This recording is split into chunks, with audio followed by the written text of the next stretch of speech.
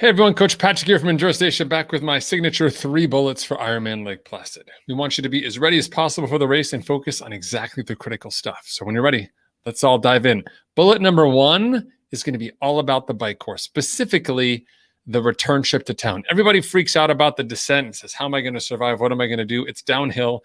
You could drive it if you want, but it's not mission critical. Instead, I would encourage you to ride out the climb back into town. So ride out down to Wilmington, and then come back up again. Do that. The downhill's free.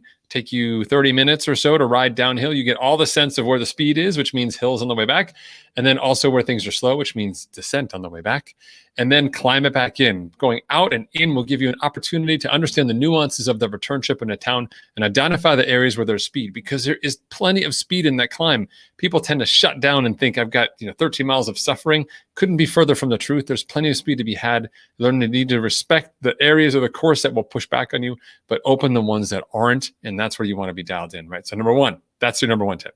Number 2 on the course, everyone is going to be freaked out about the run course and the changes in the run course. Good news is there's less climbing than there was before. Bad news is it's still not an easy course. And when you think about this course, what people forget is that the out is essentially free. So people feel great coming out of transition and they run way too fast down that hill. Be careful. But they also get out to the turnaround time and they feel great.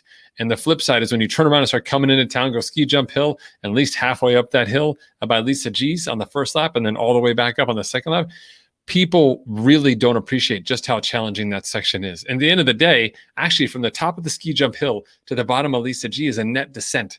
So it's actually really just climbing that ski jump hill, some of the rollers out on River Road, and the climb by Lisa G. But it's such a stark comparison that people really go too hard out of the gate. So be smart, use your heart rate as a guide, fuel on those first 6+ miles on the way out, and be ready for the work on the second half. Break it up into small chunks, power walking breaks if you need to, but that's important.